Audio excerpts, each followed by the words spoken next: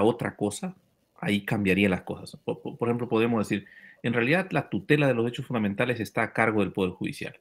Y al tribunal deberíamos ir cuando el poder Judicial no funciona o funciona tan mal que no tutela. Esa podría ser otra lógica, ¿no? A ver, Edwin. Sí, profesor, me ponía a pensar justo en eso. ¿Me puede escuchar? ¿Sí me Sí, escucha sí, bien? sí. Sí, te Me escucho bien. ponía a pensar que la Constitución, ¿no? El constituyente ha querido privilegiar al demandante, en este caso, ¿no? Concediéndole el derecho de ser atendido por el máximo intérprete de la Constitución en caso de que la sentencia sea denegatoria, ¿no? Y aquí está haciendo una diferencia el constituyente con los que serían los demandados, ¿no? Quien obtuviera una sentencia, o sea, quien es demandado y quien, yo entiendo que quien puede, por ejemplo, en un proceso de habeas corpus o de habeas de amparo o de habeas data, interponer un RAC contra sentencias denegatorias es la parte demandante, pero la parte demandada ya no tiene ese mismo derecho de ir al Tribunal Constitucional, ¿no? Cuando pierde en segunda instancia, o sea, contra sentencias denegatorias que le desfavorecen al demandado, no puede ir al Tribunal Constitucional. Entonces creo que aquí hay una diferencia que el constituyente ha querido hacer y ha querido distinguir al demandante, ¿no? Y lo ha querido privilegiar para atenderlo y decirle, bueno, el último que va a resolver la protección de tus derechos fundamentales soy yo. Algo así es más o menos como que yo entiendo Ujú. el Espíritu Santo. Pero fíjense, si lo construimos así, la razón, es decir, la razón es que haya entonces un recurso para el demandante, ¿no? Esto es un poco injusto, ¿no? Digamos, viola la igualdad porque el demandante puede ser el primero que demanda. En el amparo podrían hacerse contrademandas o incluso podrían haber, en realidad, uno suele imaginar un demandante que ha sido afectado en sus derechos, ¿no? Cuando uno piensa en un demandante que ha sido afectado en sus derechos o que tiene una amenaza potencial a sus derechos y que a nivel del Poder Judicial lo están protegiendo, en esa lógica funciona esto, ¿no? Bueno, si el demandante está reclamando protección y el Poder Judicial ya lo protegió, ¿qué sentido tiene que el tribunal se pronuncie luego? El problema surge cuando se presentan casos como ocurrió, por ejemplo, en el caso Teodorico Bernabé, que es un caso emblemático que llegó al Tribunal Constitucional, en donde pues las víctimas de graves violaciones a derechos fundamentales habían ido hasta la Interamericana de Derechos Humanos buscando justicia. Y la Corte, este es el famoso caso Frontón, ¿no? La Corte había dicho al Estado, el Estado ha violado los derechos fundamentales y debe investigar el caso del Frontón. Entonces teníamos víctimas que habían ido hasta el sistema interamericano y que en aplicación de la sentencia del sistema se vuelve digamos, a iniciar las investigaciones para establecer a los responsables. Teodorico Bernabé era uno de los tantos involucrados en el caso del Frontón y presentó un habeas corpus. O sea que podemos decir que en la relación entre víctima y victimario, Teodorico Bernabé era el victimario. Y los que habían llegado hasta la Corte Interamericana de Derechos Humanos eran las víctimas de violaciones, y no de cualquier violación, sino de graves violaciones a los derechos humanos. Teodorico Bernabé logró parar el proceso penal que se había iniciado para esclarecer los hechos del Frontón. Primera instancia, improcedente. En segunda instancia, un tribunal compuesto por jueces suplentes dijo, Teodorico Bernabé, tienes razón, habeas corpus, este caso ya prescribió, no lo pueden seguir investigando a usted. O sea, sentencia fundada en el habeas corpus a favor, digamos así, del que tenía graves imputaciones por violaciones a los derechos humanos. Sentencia además contra el mandato explícito de la Corte Interamericana de Derechos Humanos que ordenaba investigar y sancionar a los responsables del penal, de la masacre que hubo en el penal Castro Castro.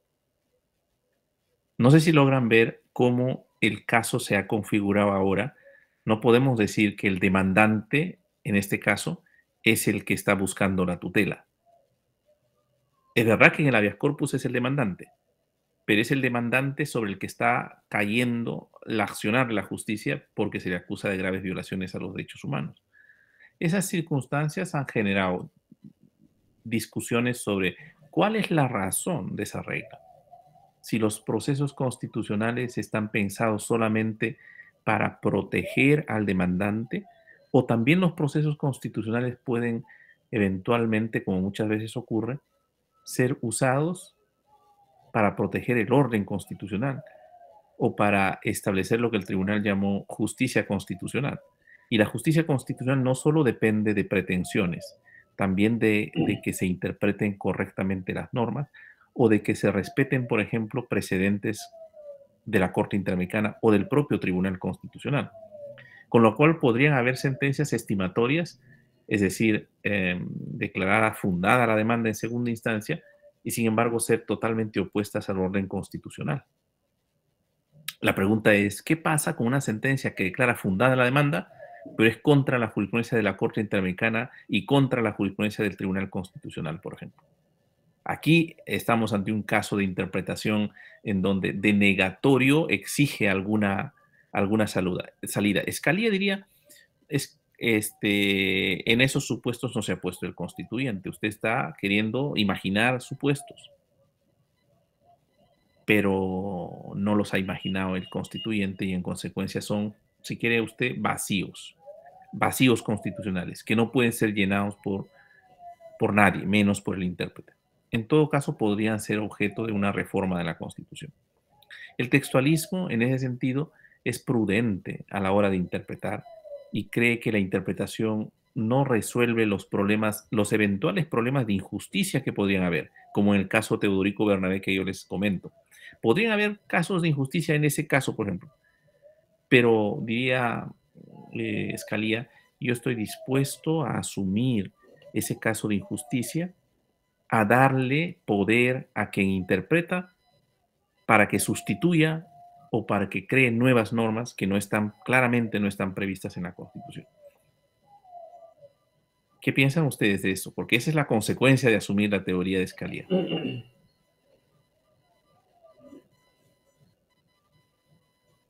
¿Me he dejado entender, doctores?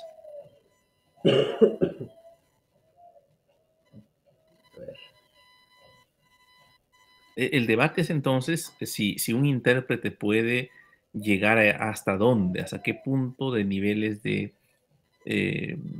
integración normativa vía interpretación. Creo que esta es la discusión. De manera que teorías como la de Dworkin asumen el compromiso de que el compromiso grande, diría Dworkin, es con los principios del sistema. Hoy día vamos a hablar de principios justamente. Aquí el principio grande, hoy día es un principio como constitutivo del sistema, es que los jueces deben dar decisiones que son justas. Esa es la misión de los jueces. Y si los jueces, bajo lecturas, digamos, formalistas o textualistas, renuncian cuando pudieran hacerlo, renuncian a dictar decisiones justas o decisiones que se ajusten al principio de justicia, en realidad, Dworkin diría, violan el mandato principal de todo juez, que es tomar decisiones justas, imparciales y justas, correctas en buena cuenta, ¿no? Bueno, ¿qué tenemos para hoy? Pues yo haré una muy breve presentación introductoria y yo espero que hayan leído esta vez los textos. El tema de hoy son los principios, ¿no? Cuando digo los principios, pues hablando de la interpretación de los principios, ¿de acuerdo? Entonces, voy a presentarles una diapositiva.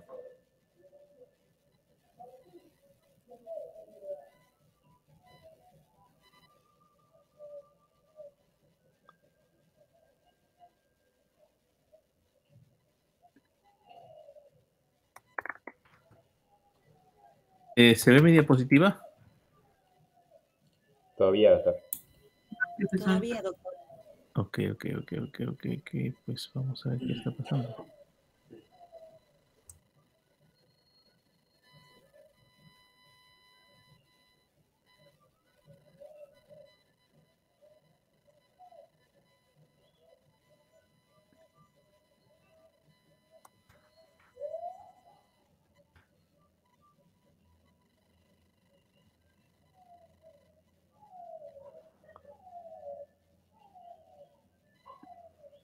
Un segundito que veo que tengo más para...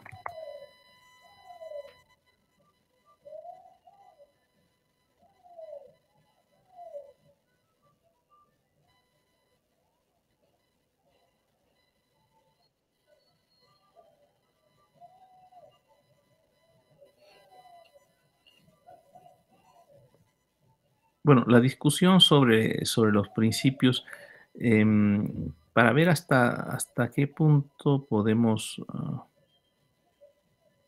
prescindir de algunas cuestiones, me gustaría, ¿qué sabemos de los principios? ¿Qué son los principios en términos normativos? A ver, ¿quién quiere hacer una presentación, tal vez resumen, para no tener que pues, repetir cosas, ¿no?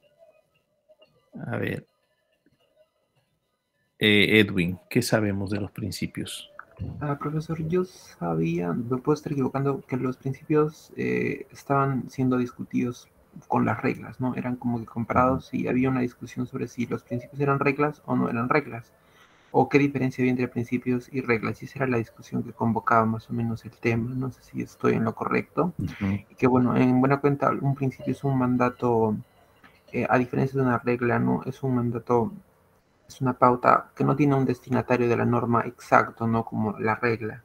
En la regla, el destinatario me parece que es un sujeto, es un grupo, un sujeto. El destinatario de la norma es un sujeto claro.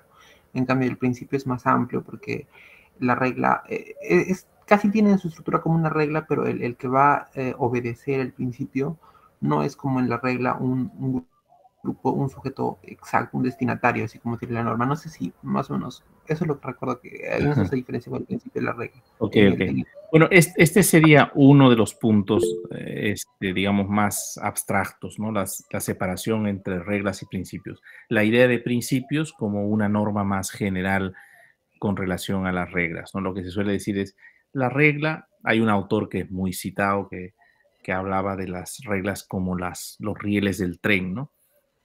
Von Reich se llama este autor, un filósofo del lenguaje. Él decía que las reglas se siguen o el tren se descarrila, ¿no? En cambio, los principios, un poco para presentarlos así, ¿no? Hay muchas maneras de presentar a los principios, pero una manera sería las reglas se siguen o no se siguen. Los principios, en cambio, expresan digamos, una cierta flexibilidad a la hora de su aplicación, ¿no? Digamos que la idea general es que las reglas son más taxativas, ¿no? Como por ejemplo, nadie puede ser privado de su libertad en cualquier caso y en cualquier circunstancia. La Constitución ha cambiado, pero antes era 24, ahora es 48 horas, ¿no? Más allá de 48 horas, esa es la regla. La regla está entonces delimitada en su parte, digamos así, em, descriptiva y en su parte normativa propiamente. Toda regla tiene con precisión la parte descriptiva cubierta, definida, ¿no? Es como cuando uno dice, pues, eh, si usted va al mercado los días sábados, no olvide de comprar y te hacen una lista. En casa hacen así, una lista, ¿no? A, B, C, D. Bueno, si usted va al mercado los días sábados, ese es el supuesto de hecho, si usted va al mercado los días sábados, ¿no? Y lo que tiene la consecuencia luego, ¿no? Las reglas se supone que tienen ese nivel de precisión a la hora de delimitar el supuesto de hecho, también se conoce aquí. Otros autores, Schauer, por ejemplo, habla del predicado fáctico, ¿no? Es decir, cómo está descrito el supuesto de hecho, ¿no? Y la solución normativa, ¿no? También así se llama solución normativa o consecuencia jurídica, ¿no? La consecuencia de caer en el supuesto preciso descriptivo, ¿no? Bueno, esa es una regla. Una regla tiene el supuesto de hecho bien definido y la consecuencia jurídica también.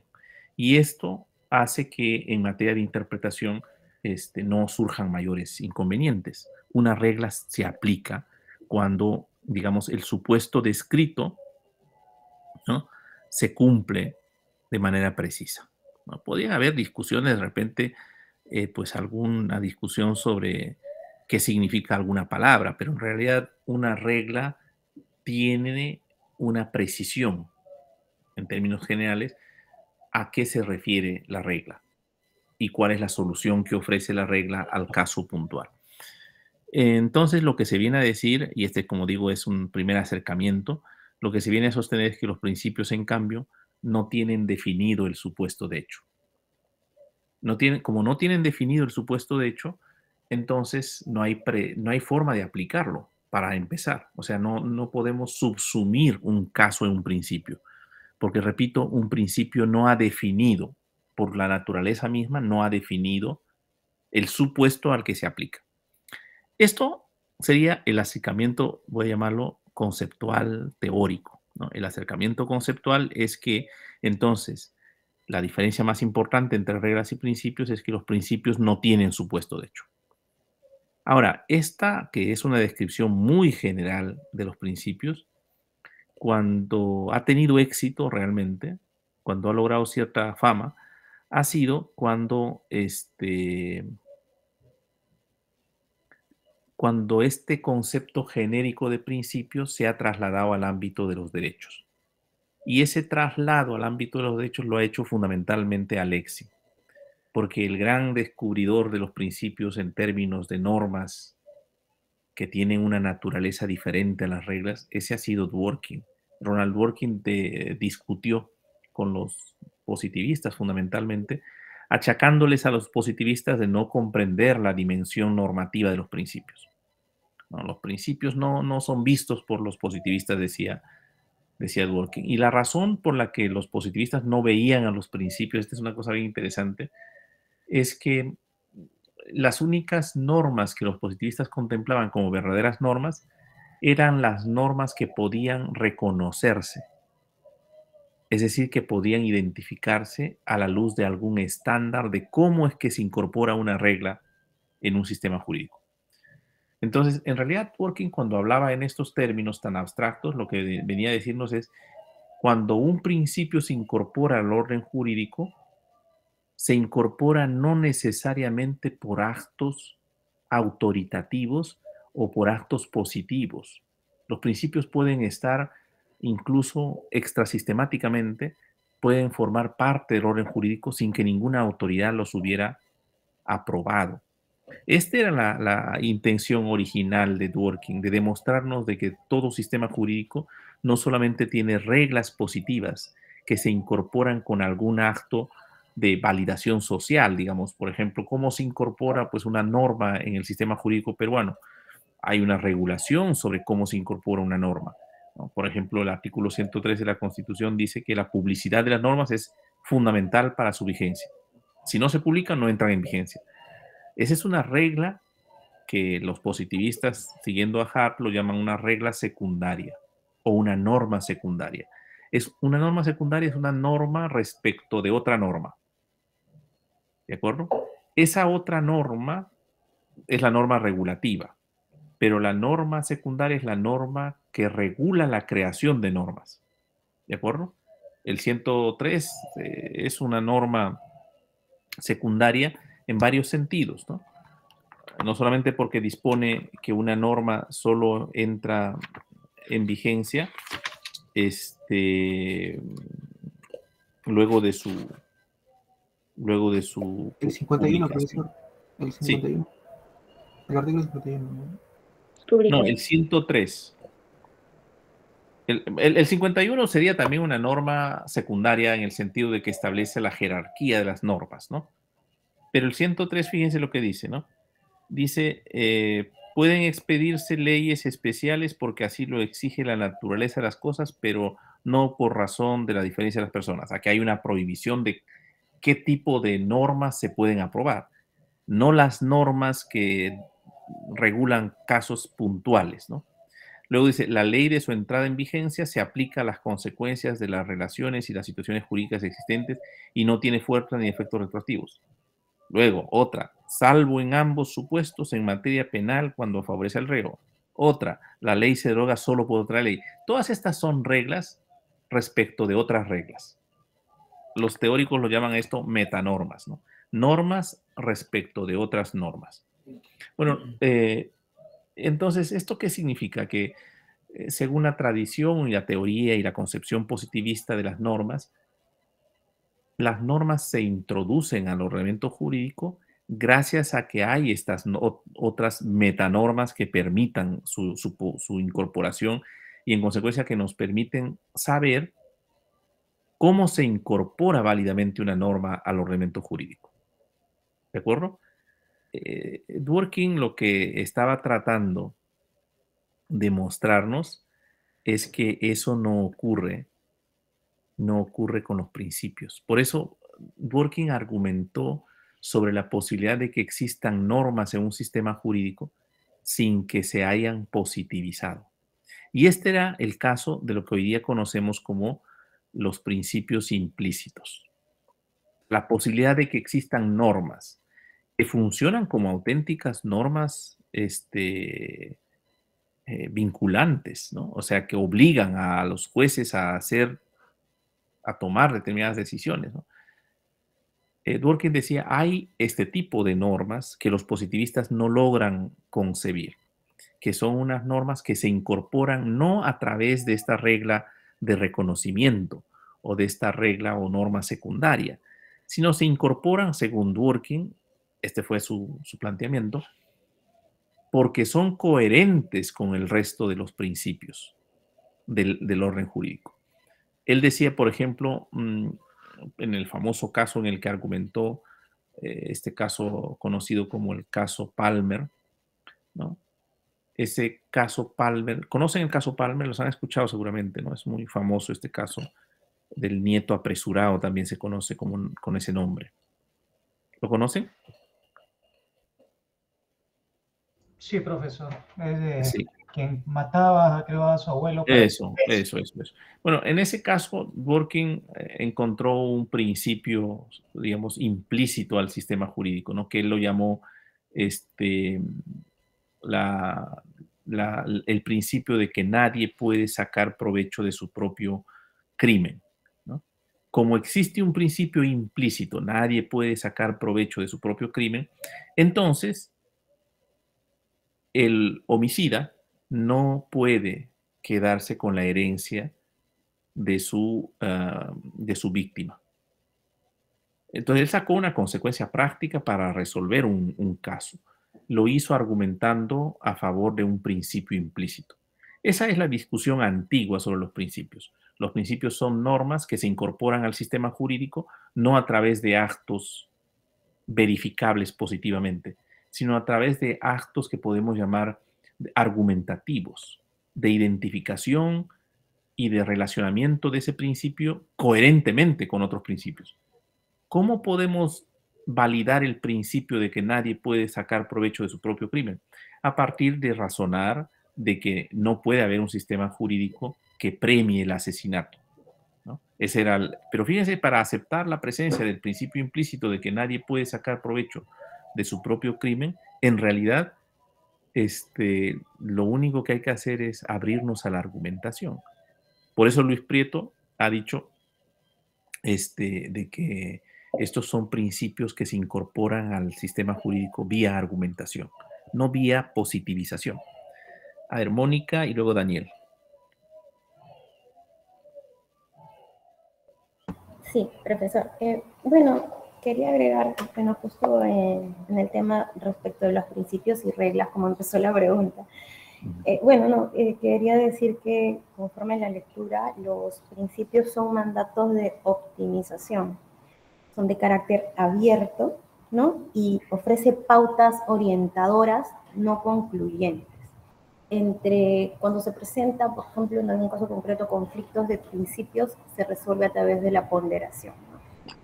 A diferencia de la regla, que sí pues es aplicable para resolver, como dijo usted, complementando el carácter, resolver el caso concreto, es de carácter cerrado y admite cumplimiento pleno, ¿no? Y el conflicto de reglas, bueno, se resuelve a través de la invalidez de una, ¿no? Y sobresale la otra. Pero tal vez como ejemplo, no sé si estaría bien, por ejemplo, los plenos casatorios, por ejemplo, fijan reglas. Por ejemplo, el cuarto pleno casatorio civil fija reglas. Por ejemplo, dice, ¿no? ¿cuándo se considera precario? O sea, ¿cuándo procede el desalojo? ¿Cuándo se considera precario? Si es que, por ejemplo, tenía un contrato de arrendamiento y ese ya venció, se le cursó una carta. O cuando, o se alega que hizo mejoras, eso no procede, que se resuelve en el proceso de desalojo, así que pronunciamiento. O sea, el caso concreto, la regla te dice cómo actuar, ¿no? Entonces, cierra el círculo. Pero no obstante, los principios no. Por ejemplo, hay el principio superior del interés del niño, ¿no? Entonces, esto se va a aplicar tal vez en alguna situación que se presente. Como se dijo, no hay un supuesto de hecho y consecuencia, sino que es un principio que es transversal al caso, ¿no? Y va a ser, claro, discrecional, creo, del juez, de cómo aplica ese principio, ¿no? Y también, por ejemplo, el principio indubio pro reo, principio de buena fe, y todos esos se aplican se va a aplicar pues de una forma abierta y eso va a responder también al criterio discrecional del juez, pero son principios abstractos, abiertos y orientadores, ¿no? que guían una conducta. Muy, muy interesante y te agradezco mucho, Mónica. Vamos entrando entonces en los textos. Yo espero que hayan leído.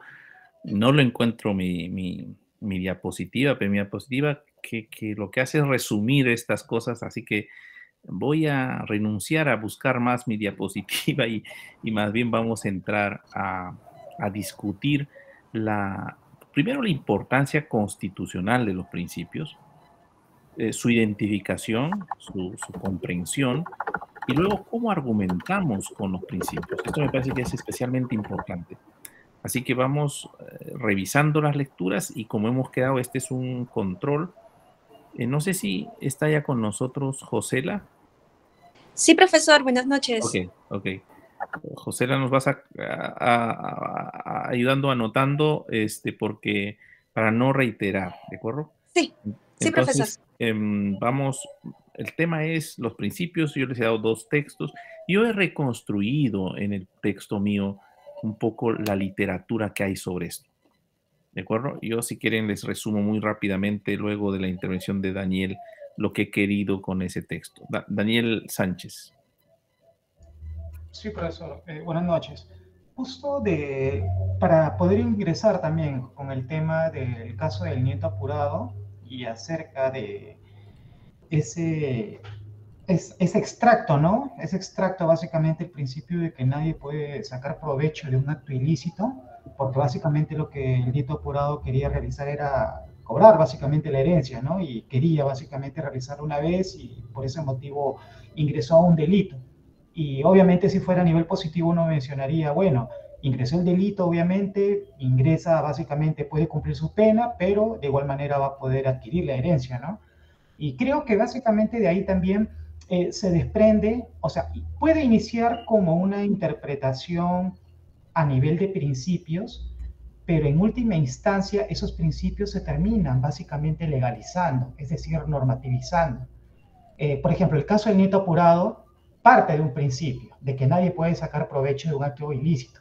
Sin embargo, en la norma civil es una de las causales de indignidad para poder desheredar a un heredero forzoso, ¿no? O sea, el heredero forzoso cae en dignidad y obviamente pierde esa facultad de poder adquirir lo que viene a ser una herencia por la tentativa o por básicamente ser culpado por un delito doloso en lo que viene a ser homicidio contra un padre, ¿no? Contra una madre.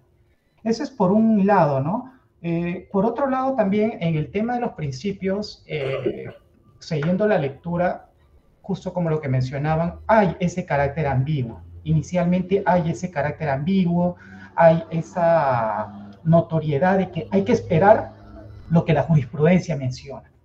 Si la jurisprudencia es un caso ambiguo, es un caso oscuro, como menciona, pero cuando ya la jurisprudencia hace la interpretación, hace básicamente la aclaración, la definición de un concepto oscuro, justo como el caso de la compañera que mencionaba acerca de los plenos casatorios, también el caso de los acuerdos plenarios, cuando se delimita básicamente un significado, digamos, sobre un determinado caso. Por ejemplo, este caso que pasó de la truza roja, donde básicamente se interpretaba de que una persona había vestido una lencería roja ya significaba, por máxima de la experiencia, de que quería tener una intimidad supuestamente, con el supuesto violador, básicamente. Se colocaron ahí básicamente unos acuerdos a plenarios con anterioridad que delimitaban de que en cualquier tipo de caso no se podía interpretar, digamos, por medio de prejuicios, por medio, digamos, de connotaciones machistas, sociales, de que una persona, por más vestimenta que tenga o por más ropa interior que tenga, no se puede interpretar, digamos, bajo esos preceptos, bajo esos preceptos. Entonces, en base a ello es que básicamente se le mandó básicamente a lo que viene a ser ese control, el caso de la OCMA o el caso de la ODECMA, creo que se le envió básicamente una suspensión al juez por haber interpretado de esa manera, sin haber asumido la participación del acuerdo plenario.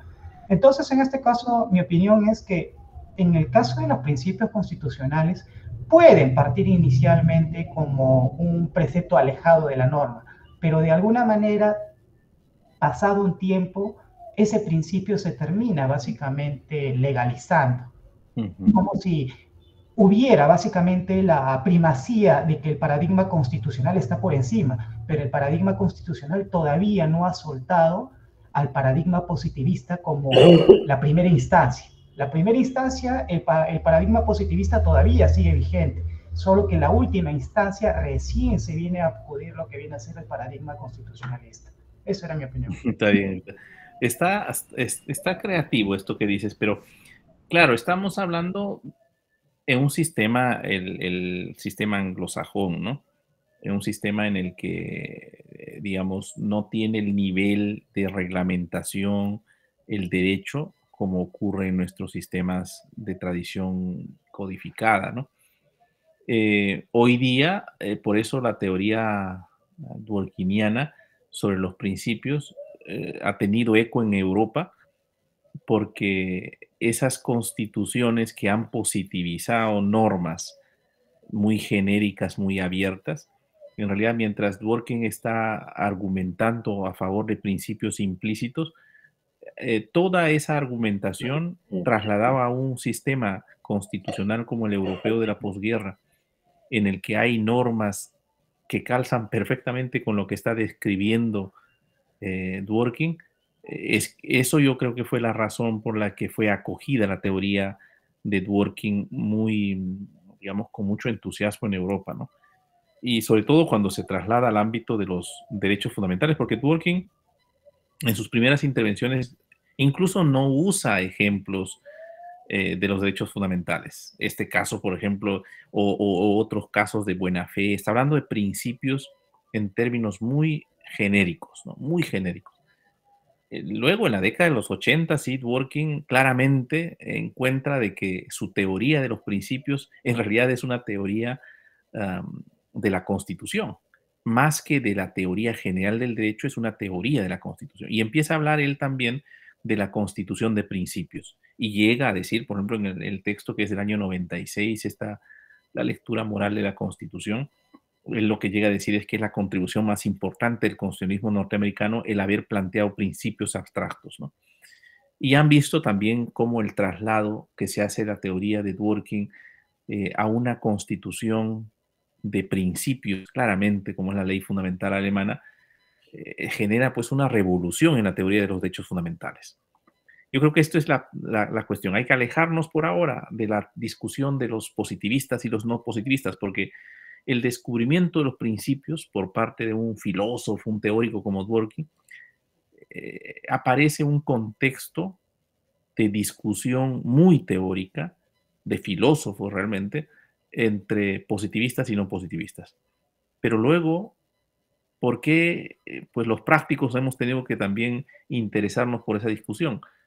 Porque resulta que la norma o la teoría de los principios, en tanto normas, tal como lo estaba discutiendo, defendiendo Dworkin, realmente eran los derechos fundamentales.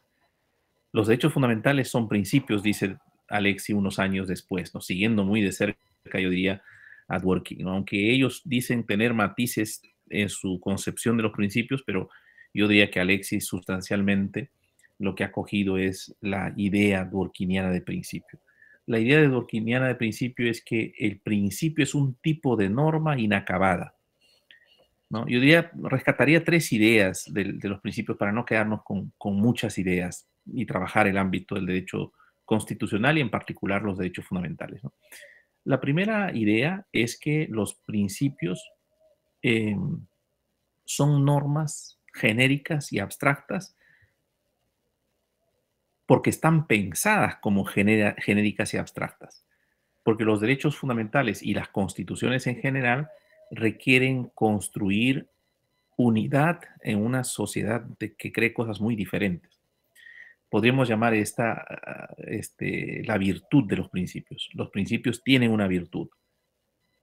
Así como pues se vuelven como muy ambiguos, muy genéricos, muy abstractos, logran en esa abstracción y en esa generalidad acuerdos respecto de personas y de grupos muy diversos. Entonces hay una virtud en los principios planteados en términos normativos. La normatividad de los principios logra unir a gentes y a sociedades muy complejas y muy heterónomas, muy plurales, ¿no? Esta sería la virtud de los principios.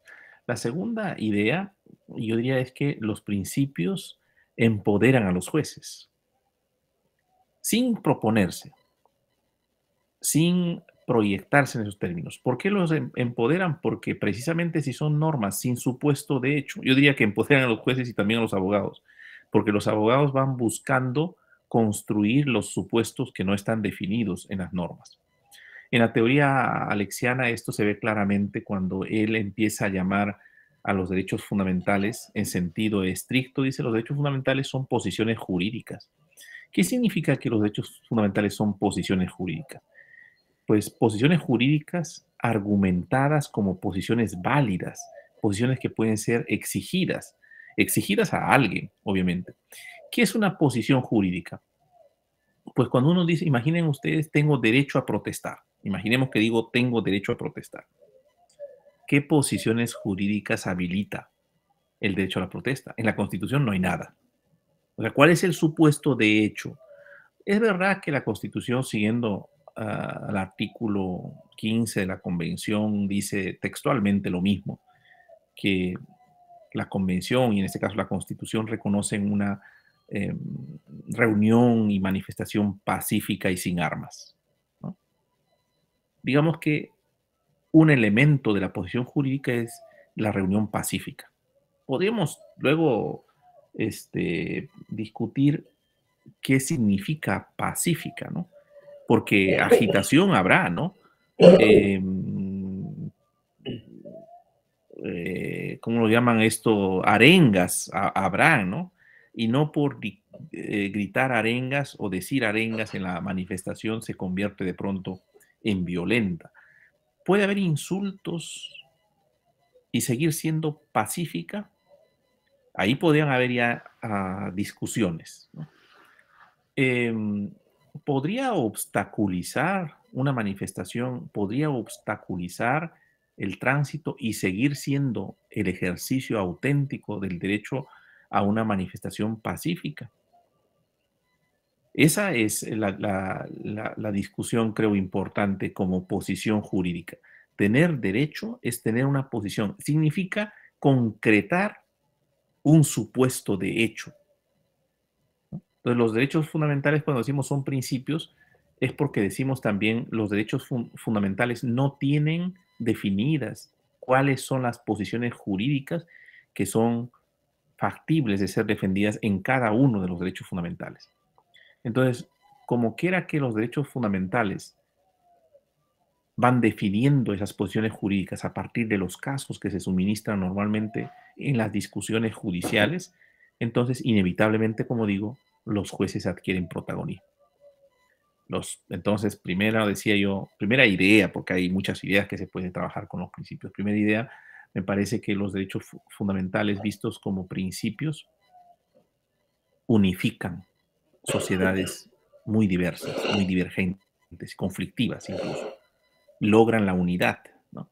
En segundo lugar, empoderan sin darse cuenta y sin querer a los jueces, porque son los jueces los que terminan diciéndonos esta posición jurídica está habilitada o no está habilitada, forma parte o no del contenido del derecho, ¿no?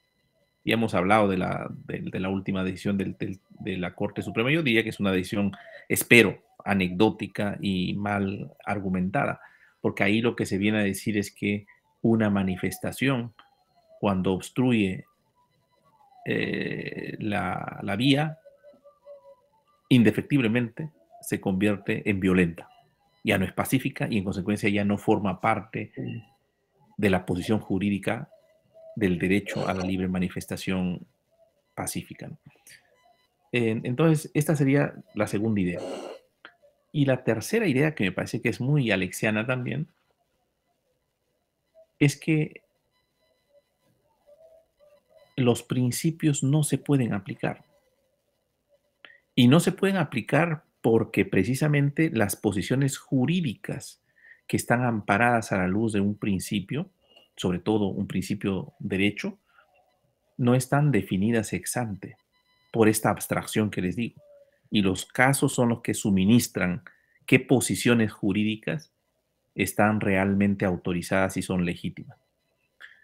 Entonces, como no se pueden aplicar, los principios no se pueden aplicar, o no se pueden aplicar directamente, exigen una carga argumentativa previa inusual, que no está presente como exigencia en las reglas. Las reglas se configuran en normas casi por el lenguaje, simplemente por la atribución de significado a las palabras. Esto es lo que Schauer llama una regla, dice él, es una norma que tiene autonomía semántica. Cuando Schauer dice que es una norma que tiene autonomía semántica, yo al menos lo entiendo como que es una norma que solo hay que leerla para aplicarla. Leerla y comprenderla. Leyéndola, digamos, desciframos lo que quiere significar. Logra autonomía semántica. El principio, en cambio, no dice, así digamos, si se acercan ustedes al 2.12 de la Constitución, ahí lo que van a encontrar es el principio de libertad de manifestación o el principio de libertad de reunión pacífica, digamos. Pero no van a encontrar más elementos. En consecuencia, los principios requieren, como dice Zagrebelsky, y en el texto de Luis Prieto está también, los principios requieren tomas de posturas para que funcionen como normas. Y esto genera discusión, disputa. Porque, ¿qué significa que los principios exigen tomas de posturas? Yo pienso que por ejemplo, un juez muy comprometido con la igualdad, entendida como no discriminación, probablemente está más sensibilizado, es más empático a cualquier acto de discriminación. La toma de postura significará cualquier indicio que se presente como posible, sospechoso de ser discriminatorio, debe ser rechazado tajantemente y normativamente el principio de no discriminación se impone ahí, ¿no? Entonces, los principios en esta tercera idea lo que quieren decir es, los principios no son normas que se leen, no son normas que se interpretan, no son normas que se aplican, son normas que deben, digamos, construirse de cara al caso, necesitan el caso para existir como normas, esta es una condición, yo diría, y luego exigen tomas de posturas. A veces tomas de posturas, como dice Dworkin, a partir de grandes principios. Y esto significa asumir puntos de vista militantes, militantes en el buen sentido del término, militantes desde dentro del sistema. Es decir, se requiere ser demócrata, se requiere ser, yo diría, un poco liberal, ¿no?, para entender la dinámica de los principios como están recogidas en las constituciones de nuestro tiempo. Tomar postura significa comprender el marco político y filosófico de los principios de las constituciones. Es como cuando un no creyente se acerca a la Biblia, para ponerlo en términos más concretos. Un no creyente, claro que puede estudiar la Biblia, pero probablemente no llegue a entender la Biblia, al menos desde la pues, fe cristiana, por ejemplo. Si tú quieres interpretar la Biblia desde la fe cristiana, necesitas cierta comprensión cultural de la religión cristiana. Y yo diría que lo mismo ocurre, o muy parecido ocurre, con los principios de una constitución liberal. Necesitas asumir esos puntos de vista. Por ejemplo, necesitas asumir que todos nacemos iguales en dignidad. Y este es el gran problema de muchos, ¿no? En el fondo, pues hay todavía xenofobia, hay racismo, hay supremacistas, ¿no? Y entonces estos tienen serios problemas para entender la lógica de las constituciones democráticas, ¿no?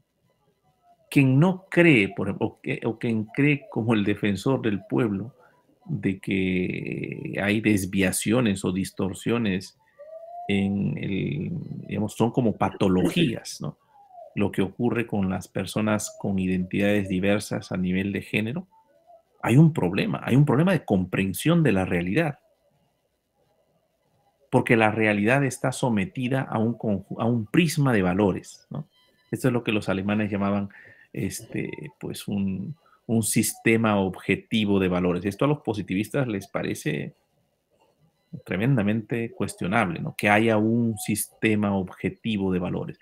Yo creo que esa objetividad de los valores a la que se refería la cultura alemana de la posguerra no es pues un sistema objetivo como objetividad de las ciencias duras, ¿no?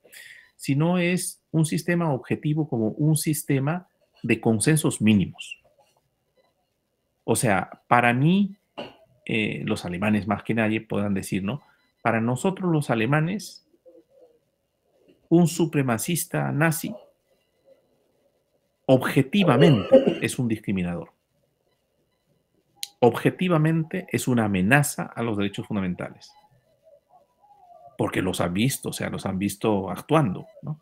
Entonces, cuando hablan de un sistema objetivo de valores, lo que quieren decir, creo yo, los alemanes, entendiéndolo de la mejor manera, sería cuando la Constitución dice nacemos iguales en dignidad, cuando la Constitución dice está prohibida la discriminación, cuando la Constitución dice que nadie debe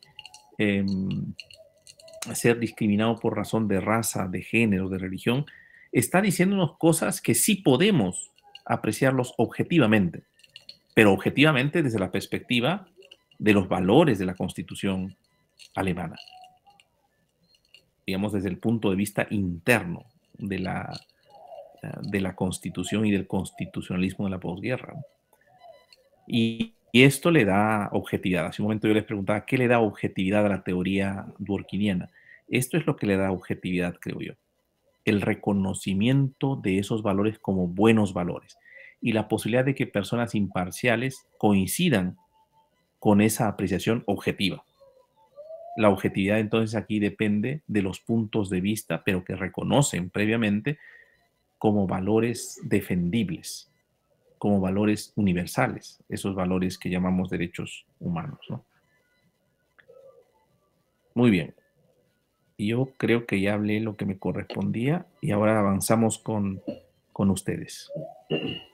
¿Quién sigue? Alejo Parro. Doctor, buenas noches, gracias. Doctor, qué importante es identificar justamente los tres elementos que usted nos ha proporcionado, ¿no? Por ejemplo, empoderar a los jueces y también a los abogados. Hace poco estuve, justo en razón a la lectura, analizando un caso donde, por ejemplo, en los procesos únicos de ejecución no hay una regulación expresa de la cuestión probatoria de tacha, por ejemplo, si las letras de cambio son falsas, por ejemplo. Entonces, por ejemplo, ahí para efecto de reflexionar, ¿no? Traeríamos a colación principios como, por ejemplo, que aquello que no está prohibido está permitido, es decir, si no hay una restricción para efecto de deducir tacha en esos procesos ejecutivos, entonces en principio podría utilizar ese principio para efectos de deducirlo, ¿no? Y eso iría inclusive acompañado con otro principio, ¿no? Que sería el juez, la obligación del juez de administrar justicia, aunque hayan vacíos o lagunas legales, ¿no? Entonces, Esa parte me llamó bastante la atención, doctor, porque justamente eso nos permite, tanto a los abogados, por una parte, aprovechar esa ocasión para efectos de plantear nuestra postura y tomar la postura, como muy bien usted dijo, y a su vez también a los jueces para efectos de que en función a eso puedan resolver, ¿no? Muchas gracias, doctor. Gracias, Alejo. Yo hago una precisión a partir de tu intervención. No quiero decir con esto que los principios empoderan y está bien que los jueces sean los más poderosos, ¿no? Yo creo que aquí en este punto la tesis es como descriptiva.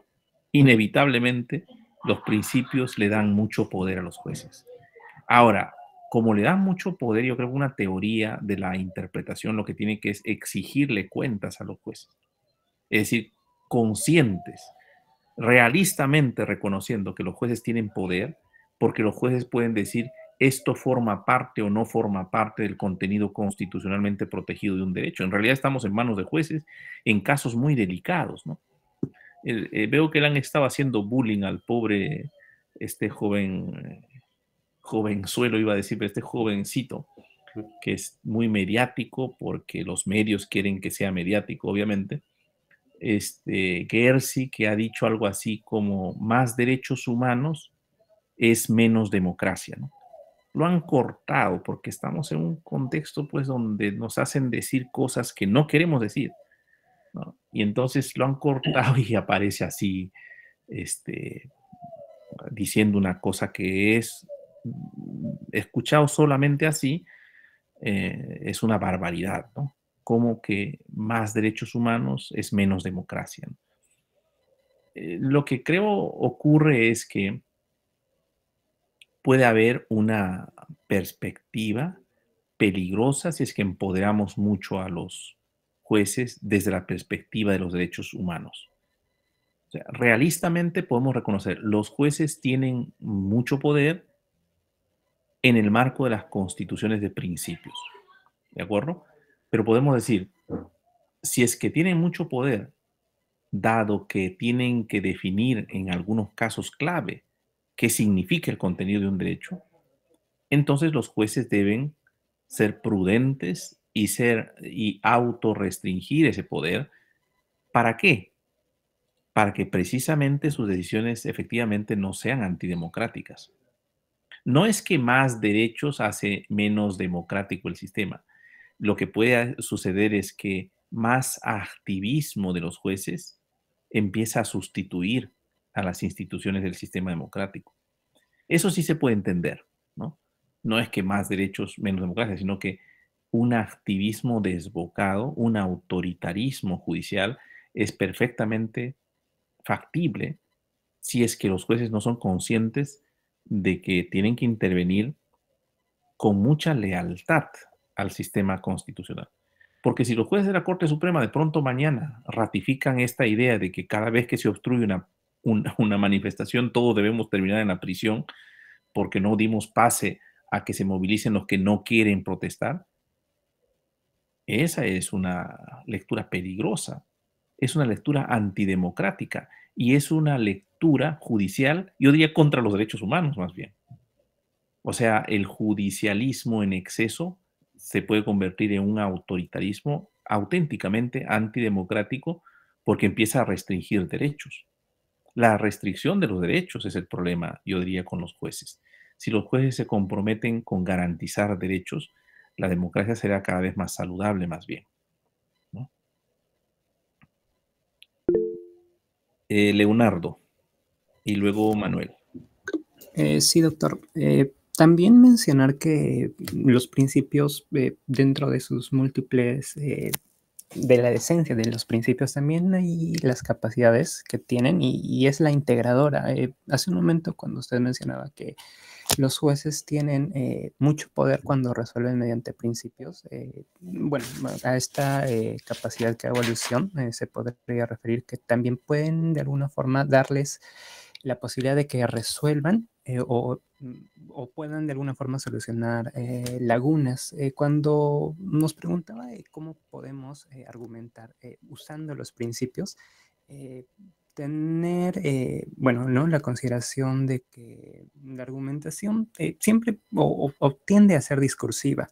Entonces, el tener que dar razones permite que sí puedan ser estas basadas en principios, y en nuestro ordenamiento jurídico, muchas veces, o bueno, en todas ellas, bueno, en el ordenamiento jurídico vemos que hay incluso principios que están de forma expresa formulados en, bueno, ¿no? En el ordenamiento. Y esto, bueno, son los que están dentro de, o son parte del derecho vigente, pero los principios que están implícitamente de una forma extrasistémica, como podría ser la moral o los convencionalismos sociales, de alguna forma entiendo, el centro de esta discusión.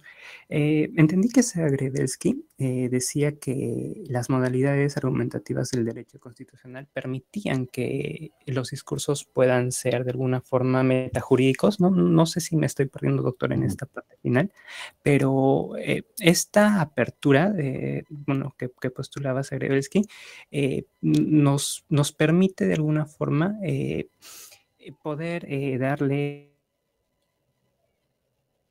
el uso de los principios, entiendo yo, doctor. Lo último que dijiste se cortó. Sí, doctor. Cuando hacía relación a que una modalidad argumentativa, bueno, por ejemplo, en el ámbito constitucional, permite, o sea, sí nos permite que mediante un discurso metajurídico se pueda tener una posición respaldada por los principios, doctor. ¿A qué lo llamas metajurídico?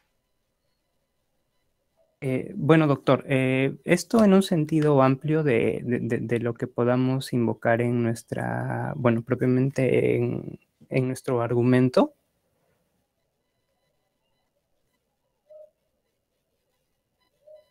Pues no lo capté la última parte, ¿no? A ver, el punto de vista de Zagrebelsky es muy interesante, ¿no? El librito este que comenta, yo ya no les he dado este librito porque este librito ha traficado, ha traficado mucho la gente con este librito en las maestrías durante todos estos años. Yo probablemente más de un profesor les ha dado seguramente, pero si no hubiera ocurrido ello, es decir, si no hubieran tenido ocasión de leerlo, creo que es un librito que hay que leer. No para, no, porque nos pasa mucho, no para seguirlo a pie juntillas, quiero decir, pero sí para reflexionar. Creo que Zagrebelsky es un tipo que está leyendo el contexto europeo de la posguerra. Y para muchos, Luis Prieto es uno de ellos, además es uno de sus seguidores, yo diría, pese a que Zagrebelsky no es positivista, es un crítico del positivismo, pero él cree, Zagrebelsky, que el modelo de las constituciones de la posguerra suponen, esto lo pone textual en este librito, él, supone un cambio genético, dice él, ¿no? Un cambio genético respecto del modelo de derecho que Europa vivió antes de la Segunda Guerra Mundial. Un cambio genético supone un cambio, digamos, algo así como de las estructuras, de la visión del derecho y la comprensión y la práctica jurídica, ¿no? Bueno, ese librito de Zagrebelsky se llama El Derecho Dúctil, ¿ya? Y en el derecho dúctil, Zagrebelsky describe, yo diría que describe, o primero describe lo que ha ocurrido con el derecho constitucional europeo en los últimos 50, 70 años, ¿no? Es una descripción, lo que dice es, ha cambiado nuestra comprensión del derecho. Y luego prescribe, en el sentido de que nos está diciendo cómo debería ser la práctica constitucional a partir de esos principios. Y el concepto de principio de Zagrebelsky se diferencia un poquito, creo yo, de los teóricos analíticos como pueden ser, pues el propio Alexi en este punto es muy analítico. No me refiero a su concepción, sino a su estilo, ¿no? Zagrebelsky dice que los principios son un tipo de norma que que plantea la necesidad de reaccionar frente a ellos en los casos concretos. Para él, los principios son el punto de intermediación entre la autoridad y el caso, ¿no? Miren qué importante esto, ¿no? Por eso él dice, los principios no se aplican. Y como no se aplican, él también cree que los principios realmente son la revolución del derecho. Él tiene un capítulo en ese librito, El Derecho Dúctil, que se llama El Derecho por Principios, asumiendo que los principios realmente son el centro del cambio gravitacional del derecho europeo de la posguerra.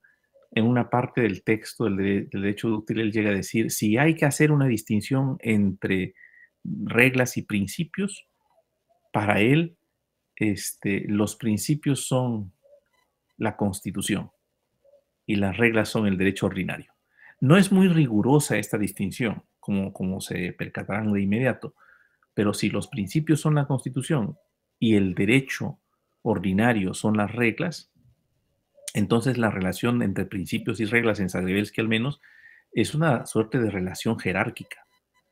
Los principios son, él dice en otra parte, los principios son realmente constitutivos, es decir, son las normas fundantes, ¿no? Fundantes significa, como yo les decía en algún momento, como cuando uno piensa en el fútbol, ¿no? Fundante es la regla que dice que haciendo goles ganamos, mientras regulativa es la regla que dice que quien coge con la mano la pelota en el área del equipo comete o incurre una falta que se sanciona con un penal, ¿no? Entonces, una cosa son las normas regulativas y otra cosa son las constitutivas. Las normas regulativas serían las reglas para Zagrebelsky. Las normas constitutivas, realmente las importantes, serían los principios. Yo pienso que a lo mejor hay principios regulativos, pero efectivamente hay algunos principios que son claramente constitutivos, ¿no? Por ejemplo, estos días yo estuve en el Congreso el día miércoles y hablábamos un poco de esto porque lo que se quiere hacer, por ejemplo, y a mí me parece que es una modificación a una norma constitutiva del sistema democrático. Constitutivo del sistema democrático es que los jugadores del juego de la política, ¿se entiende?, no le pongan la tarjeta roja al árbitro, porque eso es invertir las reglas, ¿no? Sino que el árbitro tenga total independencia y autonomía respecto a los jugadores. En buena cuenta, constitutivo es que los miembros del Jurado Nacional de Elecciones no puedan ser sometidos, creo yo, a juicio político en el Parlamento, por ejemplo. A juicio político, ante juicio sí, pero a juicio político es decir, esa posibilidad subjetiva de que votando, levantando la mano, puedan cambiar a los miembros del tribunal o mandarlos a su casa, precisamente los actores de la política, quienes deberían más bien someterse al imperio de ese tribunal electoral. Entonces, eso es constitutivo.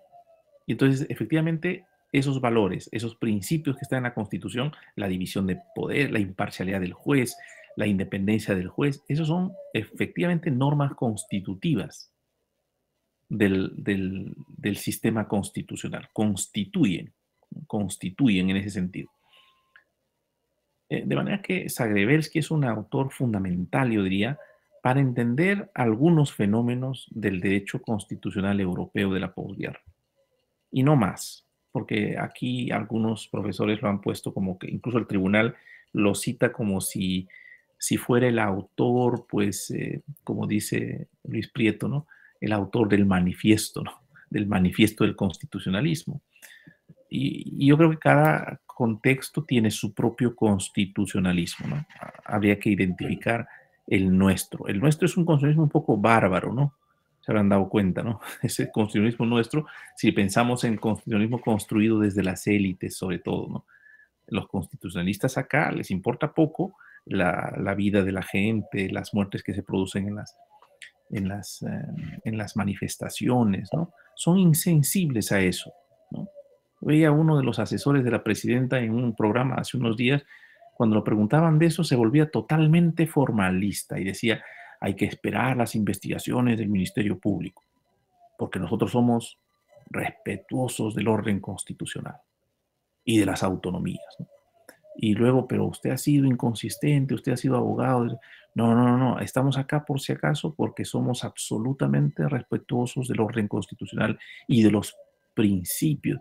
Es nuestro constitucionalismo, ¿no? Es un constitucionalismo fanfarrón, oportunista, contradictorio, obsecuente con el poder, insensible con la gente más humilde, ¿no? Es un constitucionalismo tradicional, desde siempre, muy amigo del poder y muy distante de las expectativas ciudadanas, ¿no? Así ha sido el constitucionalismo desde los días de la fundación de la República, ¿no? Muy de espaldas a las expectativas de quienes batallaron por la República, precisamente, ¿no? Pero bueno, el constitucionalismo de Zagrebelsky es un constitucionalismo muy europeo, yo diría, en ese sentido. Manuel y luego Deiser.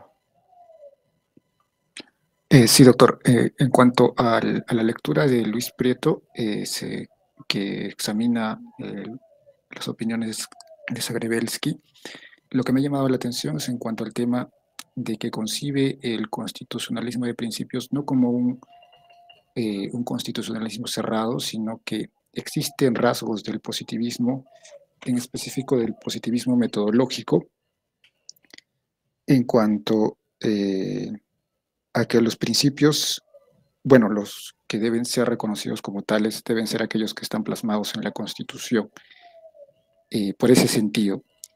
Y habla de este constitucionalismo de principios como una posible tercera vía, pero no necesariamente alejado del positivismo metodológico. Otro aspecto importante que menciona en la lectura es en cuanto al tema de la evolución de la sociedad monista que antes existía, en la cual se daba la ideología liberal y el pensamiento, bueno, del libre mercado en general, y el constitucionalismo de principios que se ubica en la sociedad pluralista, donde existe la necesidad de poder concebir la coexistencia de valores, que eso se da también en nuestra sociedad actual, ¿no? El tema de la jurisdicción de las comunidades campesinas, a pesar de que tengan una distinta aplicación, digamos, de las normas, se procura respetar esa circunstancia en nuestra sociedad actual.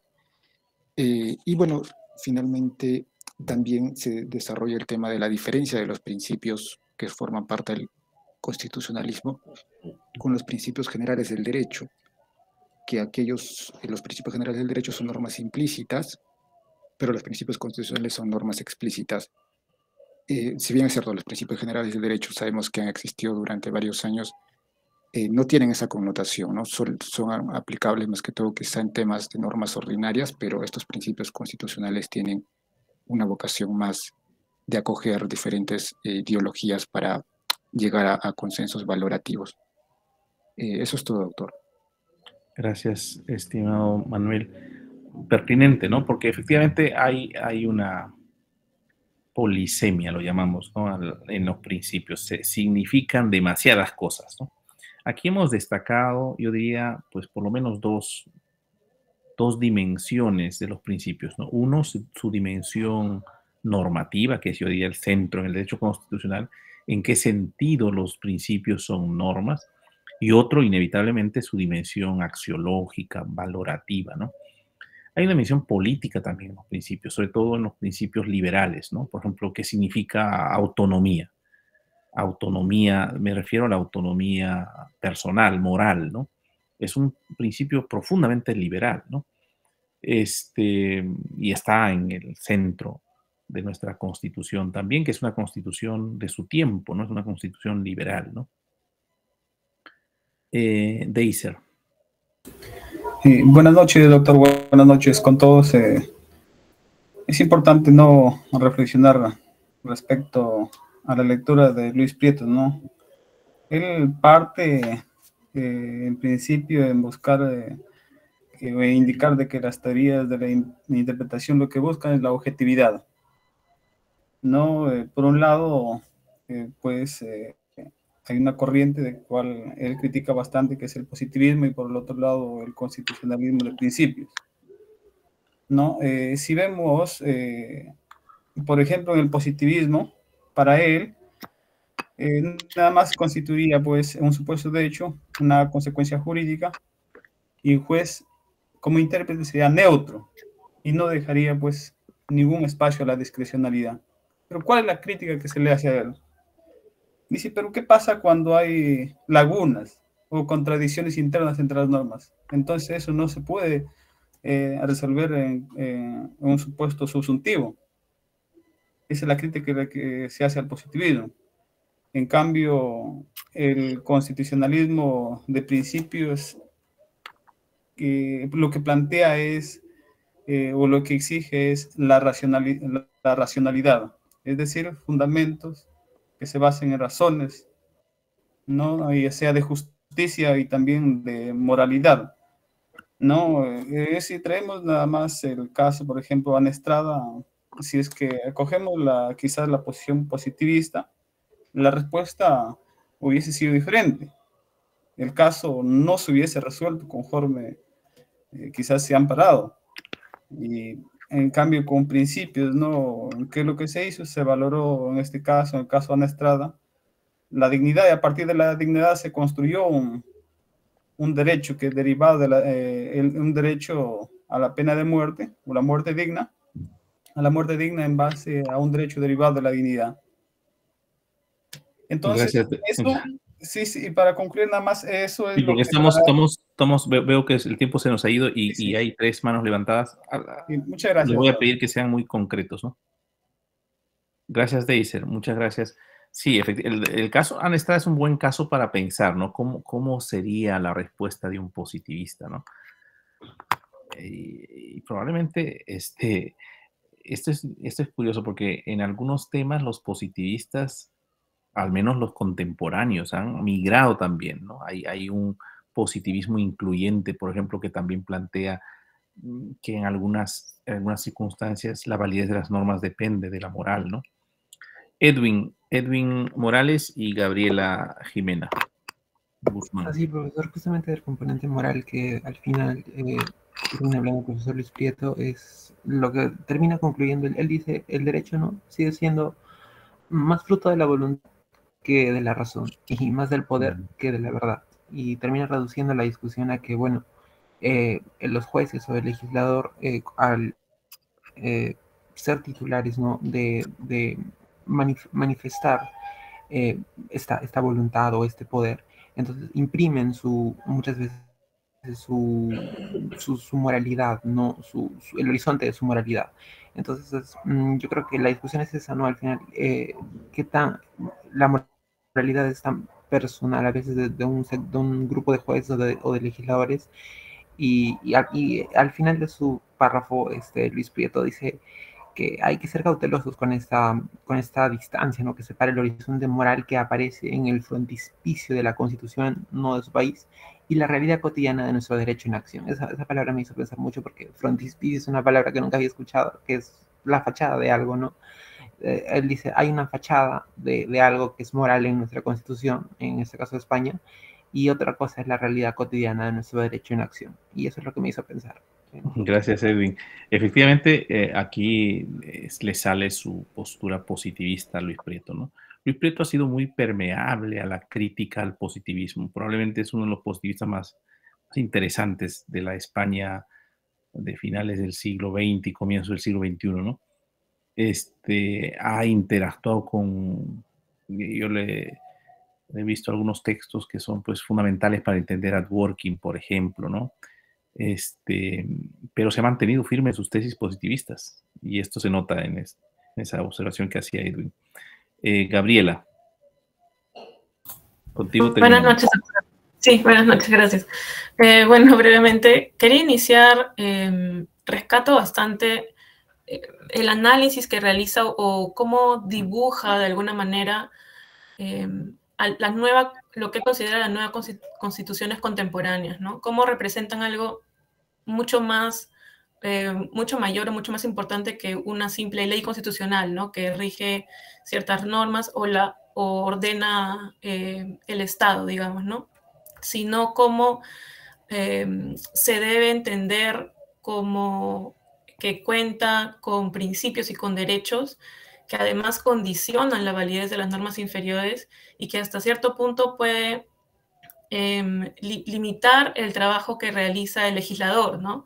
Que tiene que acogerse de cierta manera a estos principios y a estos derechos que se establecen en la Constitución.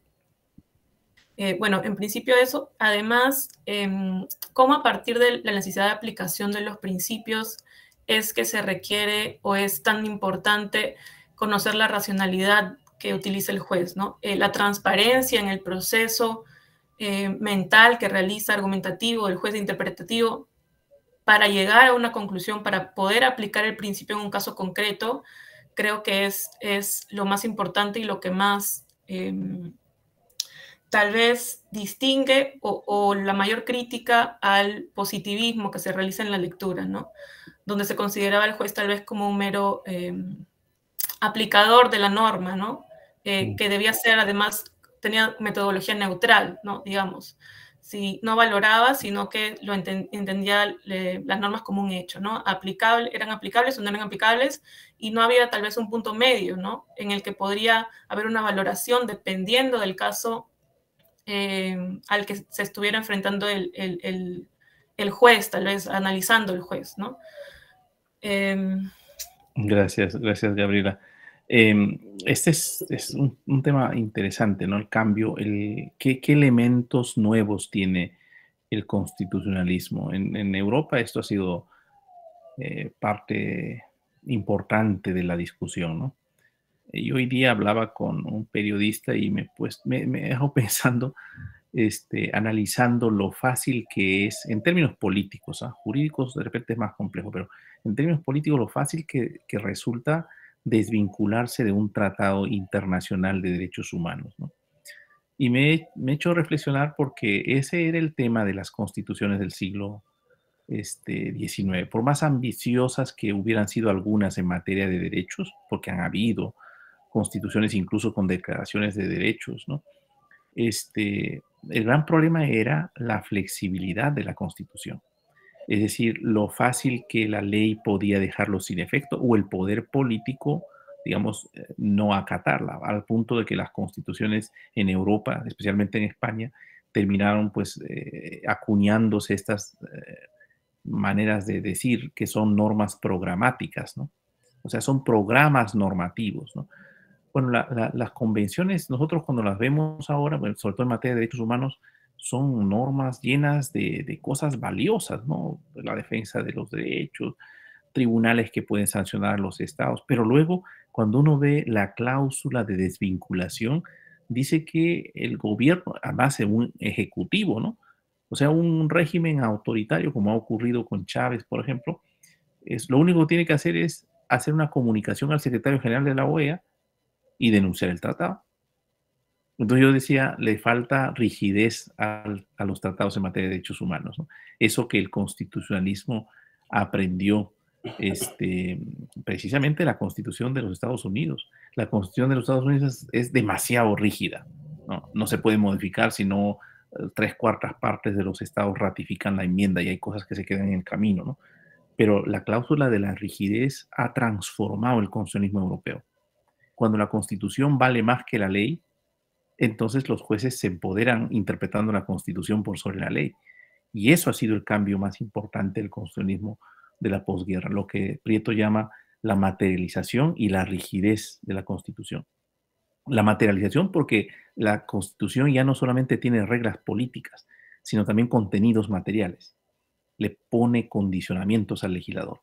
Y la rigidez porque el legislador no puede tocar así nomás la Constitución, ¿no? Hay un mecanismo complejo para producir cambios en la Constitución. Bueno, el tiempo se nos ha ido, está muy bueno el diálogo, les agradezco mucho a los que han participado. Los que no participan, preocúpense, porque como estamos tomando nota de las participaciones, van a haber huecos luego y traten de participar en las próximas sesiones. La próxima sesión, vean el programa que nos toca y prepárense, ¿de acuerdo? Un abrazo, buen fin de semana. Buenas noches, doctor. Buenas noches, doctor. Buenas noches, doctor.